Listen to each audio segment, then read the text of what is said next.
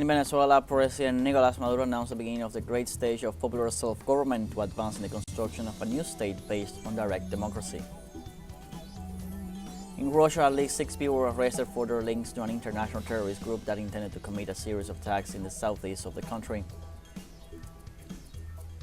And Israeli forces have carried out an intense incursion into the occupied West Bank, resulting in the death of at least 11 Palestinians in the region. Hello, welcome from the South. I'm Luis Alberto Matos from teleSUR Studios in Havana, Cuba. We begin with the news. The president of Venezuela, Nicolas Maduro, announced changes in his executive cabinet in order to adjust the strength of the government to better meet the needs of the people. During the meeting for the balance of the second national popular consultation, the president highlighted the potential of this electoral process held on Sunday, August 25th. In addition, he pointed out that there is a participatory democratic conscience in the people of Venezuela. He also highlighted that the country has reached a new point of maturity to reach a democratic state. In this sense, the head of state presented the changes in his government cabinet in order to consolidate the new phase of the construction of the popular self-government. Voy a hacer una renovación de la mitad del gabinete. I am going to make a renewal of half of the construction of territorial socialism, of communal democracy, of direct democracy, of the new system of government that breaks with the concept of superficial aerial protocolary government. There will already be an executive cabinet. I am going to announce the necessary changes in different ministries to couple the strength of the popular revolutionary and socialist government of Venezuela and give the order that this stage that is opened with the victory of July 28th, is the stage of officialdom. Enough of lies and deception. Superficial. Ya basta de la superficialidad. Ya basta. Venezuela's Minister of Interior, Justice and Peace, Diosdado Cabello, denounced a new attack against the country's power system. La denuncia que el presidente hizo. Yes, well, it is the denunciation that the president made, with evidence, because he knows that the president has information generated by the security agencies about the plans of the right wing. We knew that they were planning this type of attack not only to the electric service but to other services that are used massively by the people of Venezuela. Now we are already at this moment, the security agencies deployed. It was an attack to a transmission tower. The security agencies together with the workers of the electric service, who are good, tireless. They will not cease in their efforts, and we will not cease in the pursuit of justice in Venezuela. And the people of Venezuela can be sure that the response will be forceful against those who are generating violence, who are generating terrorist acts, and who are attacking public services, which are of extreme necessity for the people of Venezuela. In this sense, Cabello detailed that the power line that was attacked goes from La Pascua Valley to Valencia, affecting several states of the country. Referring to 7/16/1916 tonight, there was a terrorist attack to the National Electric Service. This located specifically in the line 765 that goes from Valle La Pascua to Valencia, and that has affected the states of Táchira, Mérida, Barinas, Zulia, Falcón, Nueva Esparta, and partially sectors of La Guaira, Miranda, and Caracas. Notice that this is one of the strategies that constantly opposition sectors, enemies of these countries, enemies of our people, have used to try to harm us, to try to affect the population, to make the enthusiasm, the joy of our people be affected. The Brazilian Association of Jurists for Democracy urges to respect the electoral results of Venezuela ratified by the Supreme Court of Justice. This way, the association that participated as international observer of the elections confirms in its report the transparency of the Venezuelan electoral process of last July 28th. During their stay in the country, observers visited 23 voting centers and spoke with electoral inspectors both from the government and the opposition, who reported that they had no complaints about the process. Furthermore, the organization qualified the elections as orderly and of total freedom in accordance with the electoral rules of the South American country.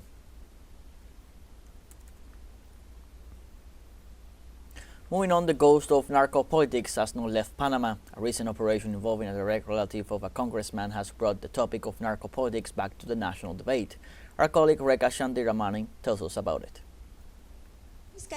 Panamanian prosecutors dismantled an international network dedicated to drug trafficking and money laundering in the so-called Operation Jericho. The investigation lasted just over a year and resulted in the seizure of 1,592 packages of cocaine and almost $400,000, 41 raids, and 28 people charged. Among those under investigation are Panamanians, Colombians, and Mexicans.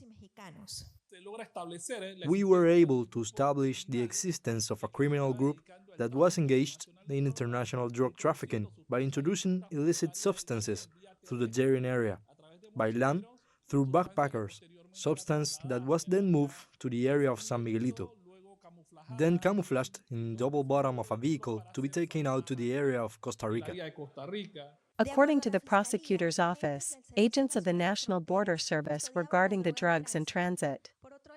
On the other hand, one of those captured is Abraham Rico Pineda, son of the deputy of the National Assembly, Raul Pineda, member and director of the Democratic Revolutionary Party. The operation is also investigating a company linked to the deputy's entourage, which would have served as a vehicle for the alleged laundering of the illicit money. They do it from the moment they put money to finance structures, candidacies, that allow them to effectively have some level of incidence on national and political activities. That is a problem we are facing.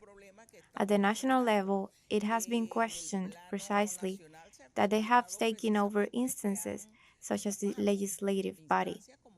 Today we are facing precisely one of these questions, due to the linking of some deputies or relatives close to organized crime, drug trafficking, money laundering.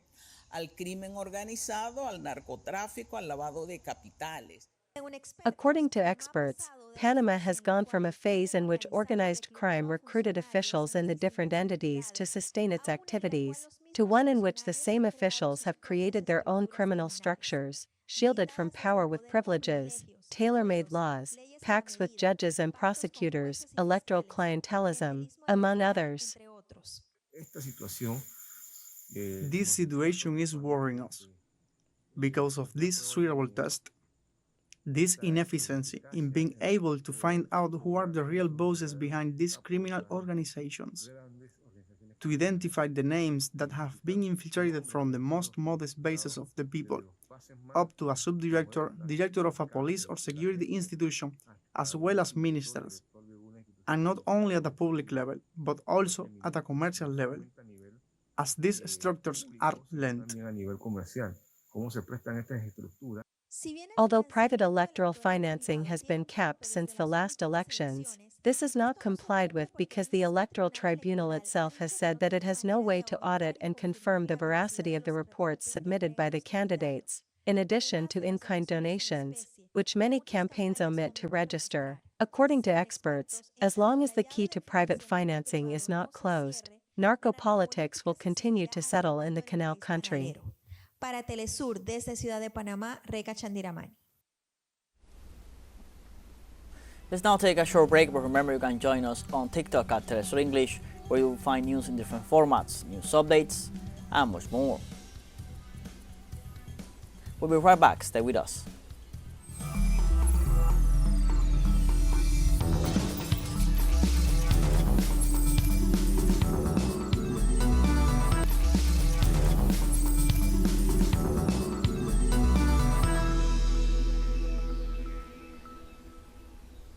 Welcome back.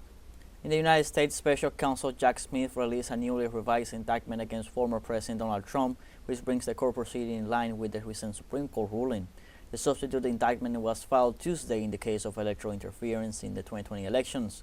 The indictment lowers the allegations against the far-right businessman and adjusts them to the ruling issued by the highest court in the United States on July. It was reported that the new allegations of the special counsel are linked to the former president's efforts to have the Justice Department support his accusations of electoral fraud in the 2020 election.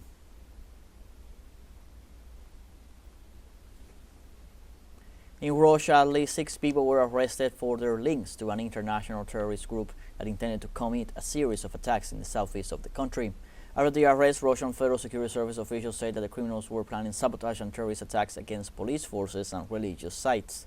During the raids, the investigators seized a homemade bomb as well as components for the elaboration of explosive devices and firearms, among other materials with which they intended to carry out the plans to generate unease in the population.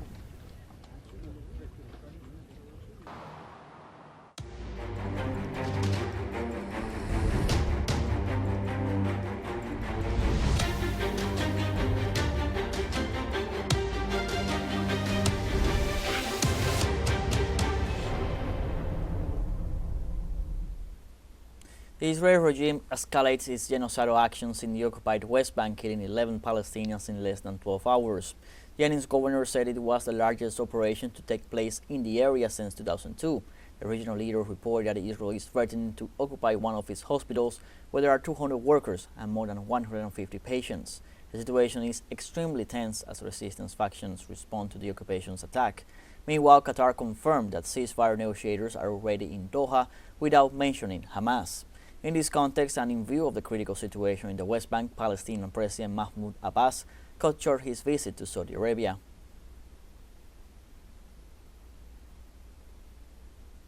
In Palestine, Doctors' Union denounced attacks by the Israeli occupation against healthcare facilities. Health authorities reported that dozens of Palestinians received treatment, while the Israeli army's aggression against hospitals not only endangers their health but also violates international humanitarian law. Health personnel urged their colleagues to support and confront the emergency situation. On the other hand, authorities demanded the immediate intervention of the international community and the International Federation of Red Cross Societies to protect Palestinian healthcare facilities.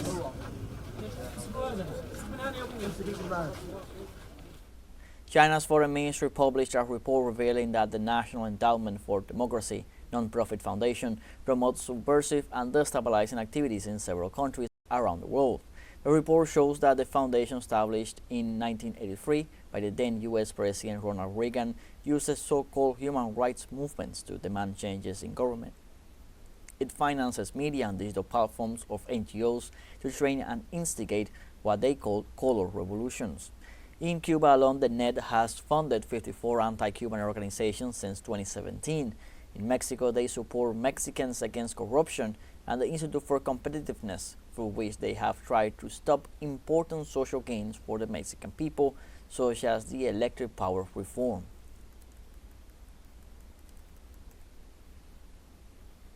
Meanwhile, these Wednesday traders in Pakistan went on strike, shutting down their businesses in all major cities and urban areas to protest a rise in electricity costs and new taxes imposed on shop owners. The government of Prime Minister Shehbaz Sharif has steadily raised electricity prices since Pakistan last month struck a deal with the International Monetary Fund for a new $7 billion loan. The higher cost of living and price hikes have triggered widespread discontent and drawn protests. The strike was called by the head of the religious Jamaat-e-Islami Pakistan Party, Naeem-ur-Rehman, and endorsed by most of the various trader unions and associations. Inflation is so high, it has become so difficult for us to run businesses. People are being forced to leave this country. There is no point in doing business. Electricity bills are so high. One can either pay the electricity bill or meet one's other household expenditures. So many taxes have been imposed. The government should give us relief. The whole market is closed in protest. Everyone is supporting the strike because no one is breaking even. How will people pay? They cannot pay from their own pockets. It is so difficult to do business in Pakistan. That's why people are leaving the country.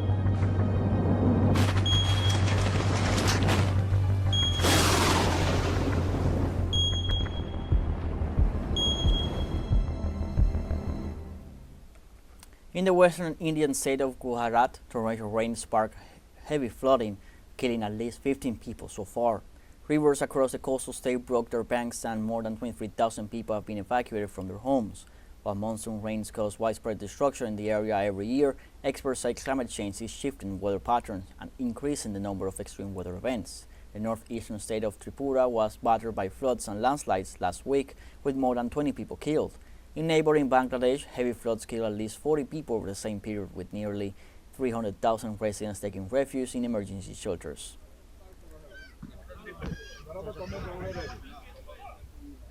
And in Bolivia, authorities reported at least 43 forest fires affecting 12 municipalities in the department of Santa Cruz. Civil Defense Deputy Minister Juan Carlos Calvimontes reported that 37 of the 43 fires have already been extinguished with the deployment of 2,467 firefighters and 67 military units.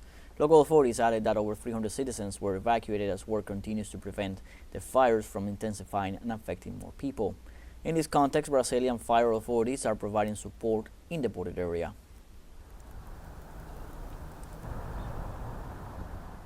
We have a second short break coming up, but before we invite you to visit our YouTube channel at teleSUR English. There you'll be able to rewatch our interviews, top stories, special broadcastings, and more. Hit the subscribe button and activate the notification bell to stay up to date on the world's most recent events. Found short break, don't go away.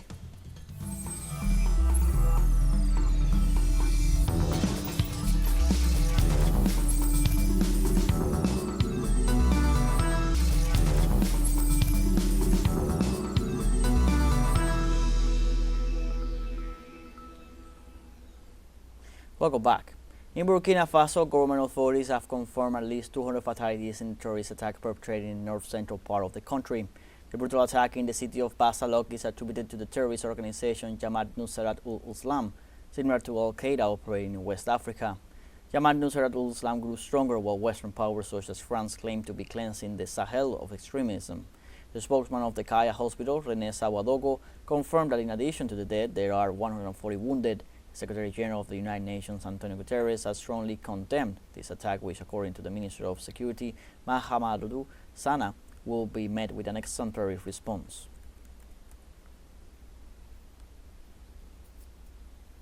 A World Health Organization Emergency Commission of African Scientists holds the international community responsible for the aggressive outbreaks of Mpox affecting the continent. Commission leader Dr. Dimi Ogoina said that decades of neglect and inability of the international community have led to the spread of new, more transmissible versions of the virus that countries with few resources cannot stop. Ogoina states that for years, Mpox spread only slightly, affecting homosexuals or bisexual men.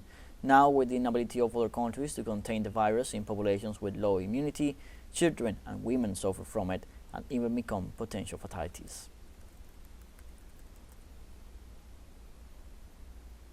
And also, a newly released report by the United Nations Office for the Coordination of Humanitarian Affairs says years of underfunding of humanitarian aid and increasing needs have put millions of Haitians at risk of chronic vulnerability. The UN Humanitarian Office said reversing the situation would require the international community and donors to increase funding for both UN and non-governmental organization relief operations. Months of armed violence have led to a deterioration of Haiti's humanitarian crisis that has left nearly 600,000 people displaced. Furthermore, OSHA underscored that the violence continues to target civilian infrastructures, with only 24% of hospitals remaining operational, and added the insecurity has left 1.5 million children unable to attend school.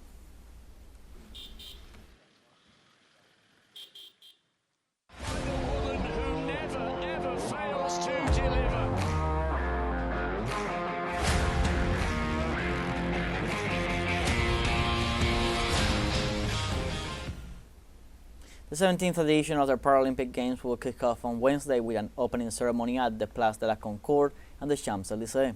This way, with an expected audience of 15,000 spectators, the ceremony will mark the beginning of the 12-day sporting meeting in Paris. A city is still enthusiastic after the successful recent Olympics. The Games will host 4,400 Paralympic athletes from around the world who will compete in 549 medal events across 22 sports.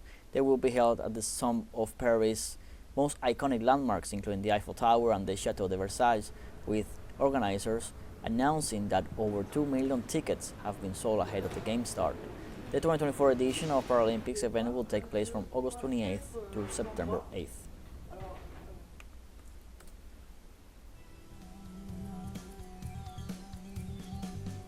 We have come to the end of this news brief. You can find these and many other stories on our website, telesurenglish.net.